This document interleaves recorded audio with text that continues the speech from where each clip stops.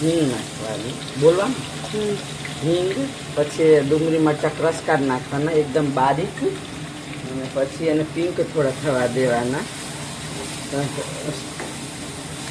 High ઉપર કરશો એટલે સરસ થઈ જશે. અને 1 ચમચી જેટલો આપણે ચાટ મસાલો, પછી 1 ચમચી જેટલો ચીલી ફ્લેક્સ, પછી 1 ચમચી જેટલો ઓરેગાનો, પછી 1 ચમચી જેટલું લાલ મરચું, પછી 1 ચમચી જેટલું ધાણા જીરું, પછી સ્વાદ અનુસાર મીઠું.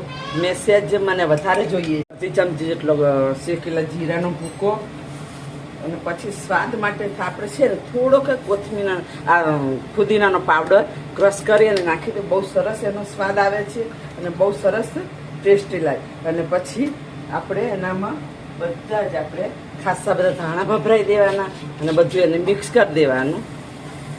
જો થઈ ગયું ને બેનો સરસ આપણું આ ચટપટો મસાલો, મજેદાર ભાજી મસાલો, આલુ પરાઠાનો મસાલો તૈયાર. હવે બસ એક જ અડધી સેકન્ડ જેટલું રાખી અને આપણે હાઈ ગેસ ઉપર બંધ કરી દઈશું. ચલો, આલુ મેં મેશ કરી બોઇલ કરીને રાખ્યા હતા, ઠંડા થઈ ગયા અને મેશ કરી અને હવે આપણે આમાં મિક્સ કરી દઈશું. અને હલકા હાથે મિક્સ કરી અને પછી એને આપણે ગેસ સ્ટોપિંગ કરી દેવાનું. ગેસ ઓન કરી દેવાનો હોય, ગેસને હવે ચાલુ રાખવાનો નહીં.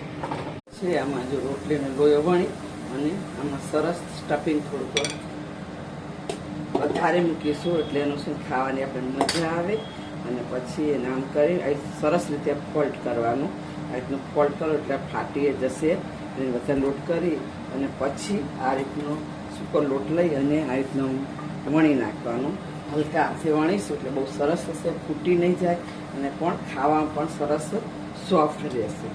થોડુંક આપણે જાડું વણવાનું એટલે એનો માવો પણ આપણે સારો રહે. અને માવો આમ જો હાથ પાત સરસ શેકી લેવાના, ઉલટ પુલટ કરી દેવાનું.